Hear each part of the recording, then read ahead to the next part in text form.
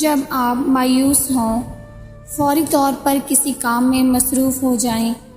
مصروفیت انسان کو مایوسی سے بچاتی ہے۔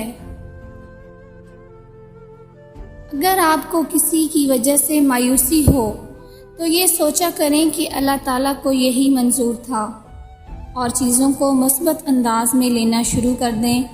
اللہ تعالیٰ نے ہماری قسمت میں جو لکھ دیا ہے وہ ہمیں ضرور ملے گا، لہٰذا ہمیں پریشان، فکر مند اور مایوس ہونے کی ضرورت نہیں۔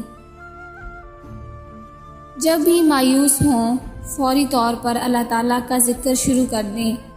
دلوں کو سکون صرف اللہ تعالیٰ کے ذکر سے ہی نصیب ہوتا ہے۔ دوسروں سے زیادہ توقعات وابستہ مت کیجیے، کیونکہ دوسروں پر بھروسہ کر کے ہمیں زیادہ دکھ ملتے ہیں اور مایوسی ہوتی ہے۔ اپنی سوچ پر کنٹرول کرنا سیکھیں۔ ہمیشہ اچھا سوچیں۔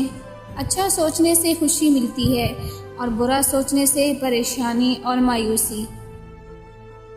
روزانہ چند منٹ کے لیے لیٹ کر لمبی لمبی سانس لیں۔ ایسا کرنے سے انسانی دماغ مثبت سوچنا شروع کر دے گا اور ڈپریشن میں کمی واقع ہوگی۔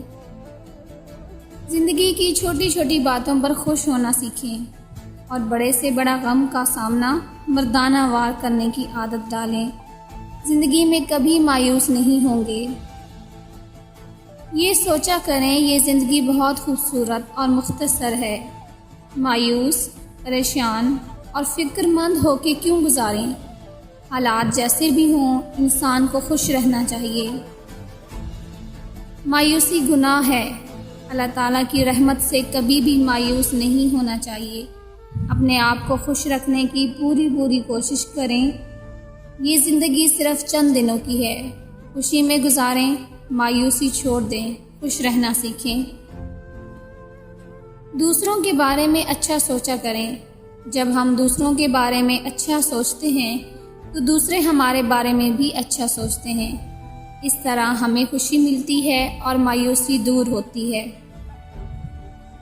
رات کو جلدی سونے کی عادت ڈالیں اور صبح جلدی اٹھنے کی پوری کوشش کریں۔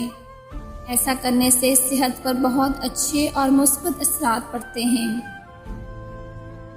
مذہب پر مکمل عمل کرنے والے لوگ زندگی میں کبھی بھی مایوس، پریشان یا فکر مند نہیں ہوتے۔ 5 وقت کا نماز پڑھنے والا کبھی بھی مایوس نہیں ہوتا۔ ان باتوں پر عمل کرنے سے انسان اللہ تعالیٰ کے فضل سے کبھی مایوس، پریشان یا فکر مند نہیں ہوگا۔ ڈپریشن کبھی بھی آپ کے قریب نہیں آئے گا۔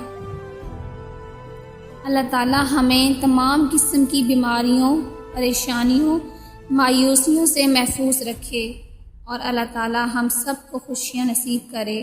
آمین۔